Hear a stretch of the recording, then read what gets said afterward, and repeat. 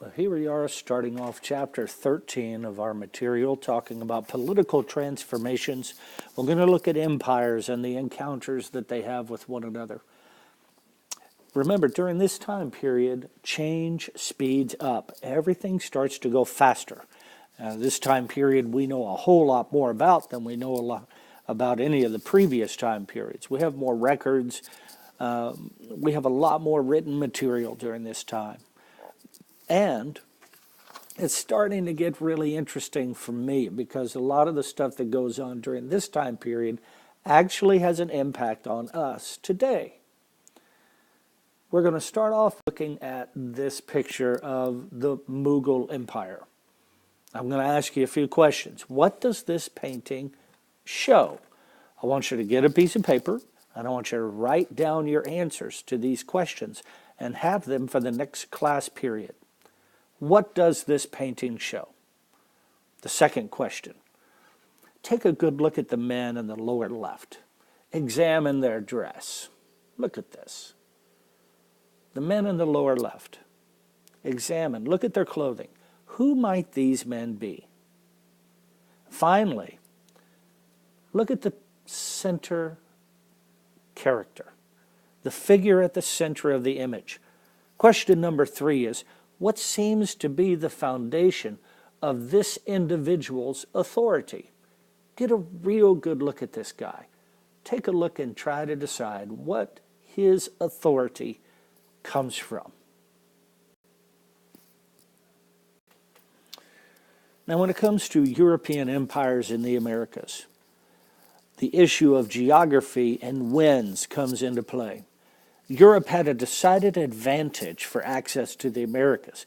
It was a pretty short trip to get from Western Europe to the Americas. Plus, the northern winds, the Atlantic winds, made it very favorable and steady, unlike the shifting monsoons in the Indian Oceans.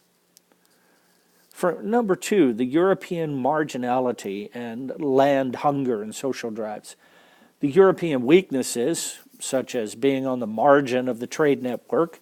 Remember that the trade network took place throughout the Middle East, Far East Asia, and as well as the Eastern European countries and the Mediterranean. Western Europe was way on the fringe. They were relatively poor in Western Europe. They needed more land to feed these populations, especially since the Black Death had killed over a third of the population. These were all push factors that led these Europeans to drive toward the Americas. Almost all the social groups had some reason to favor expanding. The poor and the elites, well, they wanted land, they wanted wealth. The merchants, they wanted new markets and imports. The church wanted to spread the faith. Knights wanted glory, and everyone, and I mean everyone, wanted gold. Number 3, the organization and technology.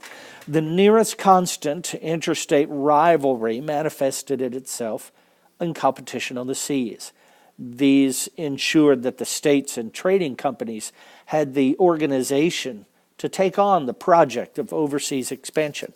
Europeans built on technology gained from contact from the Muslim world to create these efficient fleets of ships. When it comes to number 4, Europeans found local allies like the Aztecs and the Inca who were eager to fight against empires. And you cannot neglect the germs. The single greatest advantage, mark this down, was that the Europeans had a whole host of infectious diseases with them. They didn't understand it at the time, but they carried them wherever they went. Here we can see the Dutch territories in purple over by Guyana, and the green English territories where the 13 colonies would be, as well as in northern Canada. We see that all the way up and down the Mississippi Valley were the French territories, all the way up into Quebec, northeastern Canada. The Portuguese territories were all primarily in Brazil. and all of the rest of South America, all the way up through the Middle Americas and up through California, Arizona, most of Texas, were all under control of the Spanish. When these Europeans came, like I said just a moment ago, I talked about the germs that they brought with them. It's an estimate between 60 and 80 million people. The New World population was about 60 to 80 million. They had been isolated from these diseases in the Western Hemisphere. Rich old world for thousands of years. They had not developed these immunities. The old world diseases like smallpox, measles, typhus, influenza, malaria, yellow fever wreaked havoc in the Americas. And it killed millions.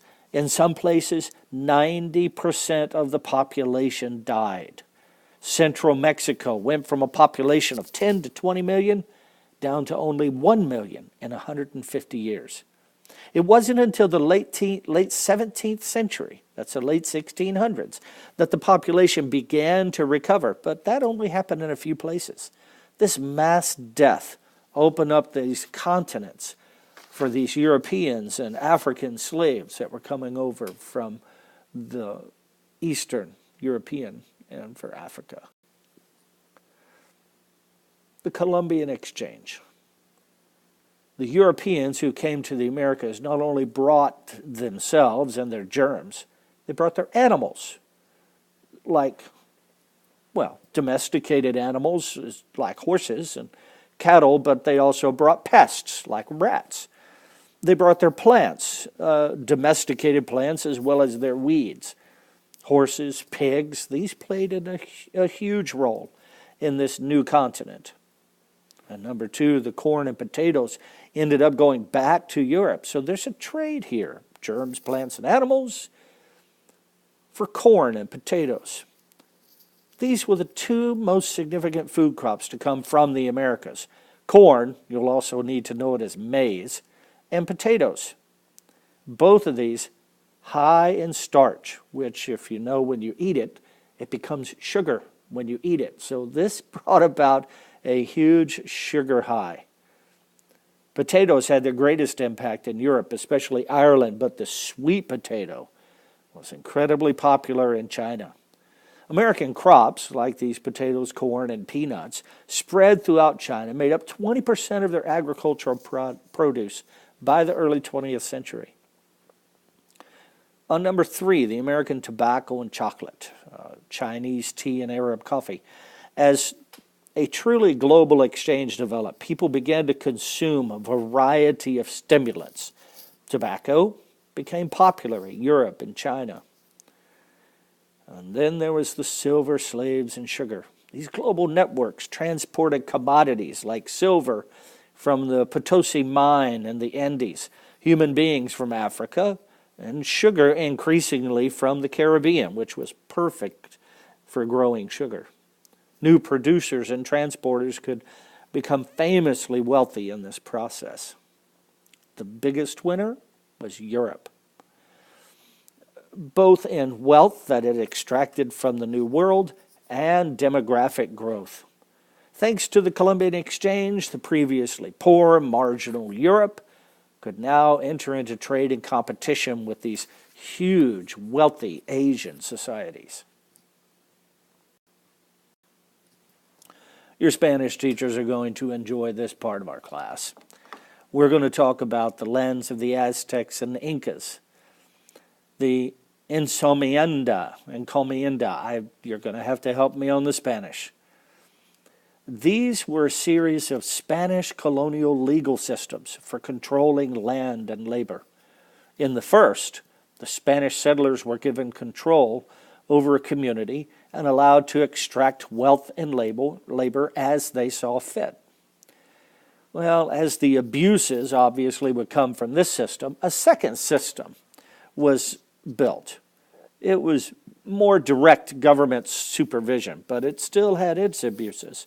So, in a third system, Spaniards built large estates and paid peons low wages to work for them. The Creoles and Peninsulares, purity of blood was an issue here. Pure-blooded Spanish were very concerned about their undiluted blood, but they also saw distinctions among themselves. Those born in the colonies were inferior to those who came from the Iberian Peninsula, where Spain and Portugal were. Yet both were superior to the mixed race, indigenous and African individuals. Spanish men jealously guarded their women from the mixed race, indigenous and African men who might dilute the community's blood and tarnish their honor. The mestizo and castas, these mixed-race individuals, were divided into groups, castas, based on their percentage of Spanish, Indian, and African blood. There were very few Spanish women. Most Spanish men took mestiza wives, indicating an obvious gender double standard. The indigenous population, the Indians, suffered from not just the great dying, but from the exploitation of a colonial regime. Many surviving Indian women sought refuge in mixed or Spanish marriages to protect their children from colonial abuses.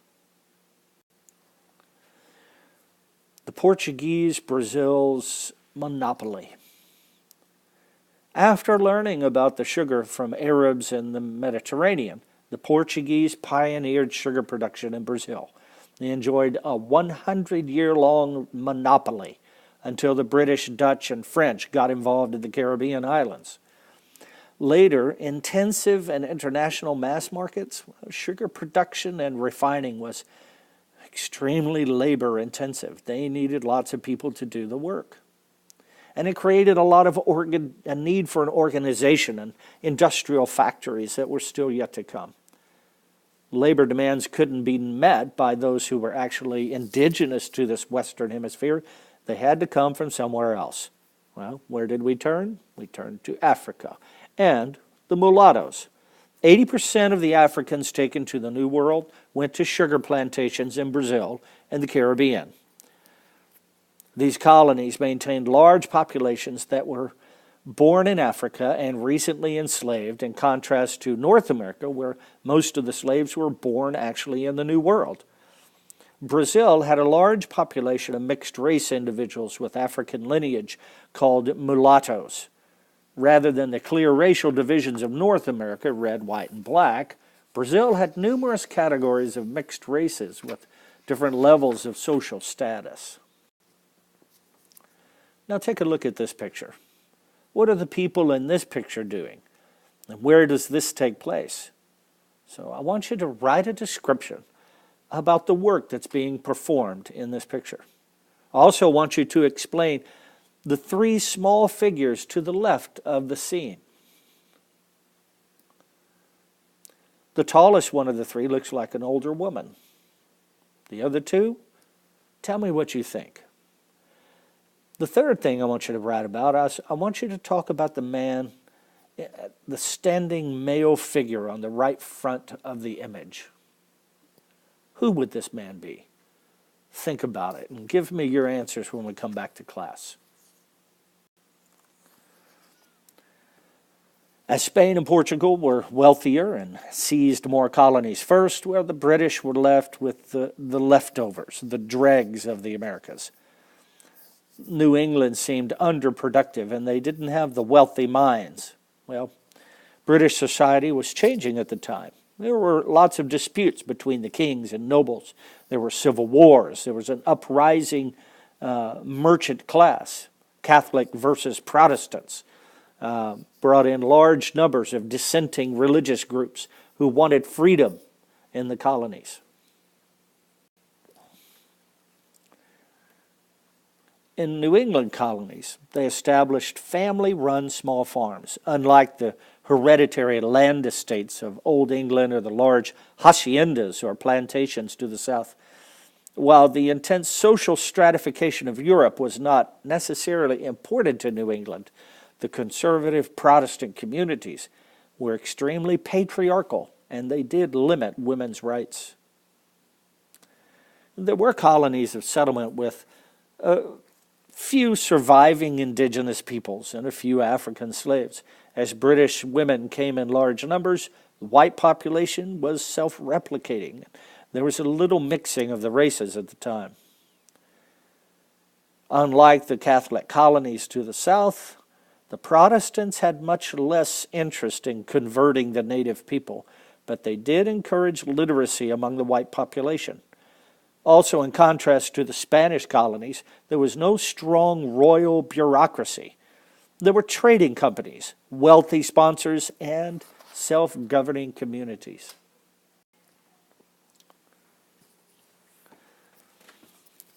Over to Russia and the Siberia, the conquest and the Yasak.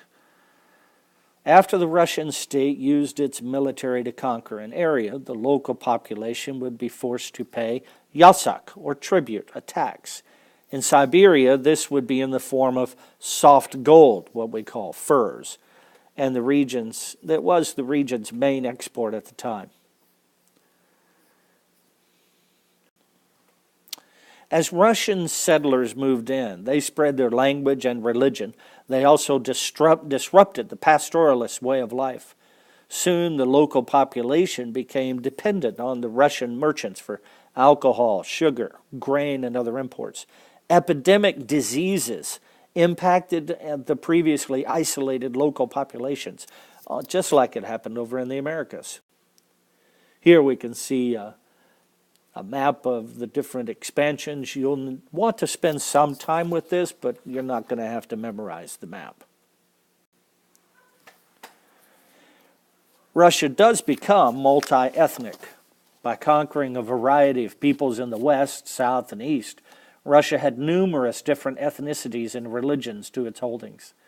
The empire brought great wealth from furs to agricultural produce to trade with the Far East. You will need to know about Peter the Great and the West.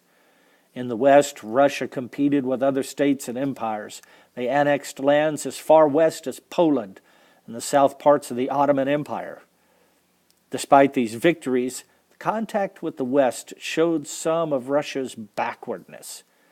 The Tsar, Peter the Great, decided that he had to reform Russia and pull it into the future by a process of what they called Westernization. They would shave their beards, and they would build ships in the Baltic. He tried to popularize these things by wearing Western attire and speaking with Western accents in his royal court. Of course, if you wanted to get along in that society, you'd do exactly what the Tsar was doing. When it comes to contact with China and Islam, while a European empire, Russia was also an Asian empire, and it did have contact with China and an increasingly Muslim population, especially in the south and the east. So what kind of empire? It wasn't an overseas empire like Britain or Spain, but they did build a massive collection of territories by annexing their neighbors. It was done by force, which required Russia to be pretty authoritarian in its state system. This is the end of this section. I want to make sure that you do take good notes because there will be a Section 1 quiz up to this material.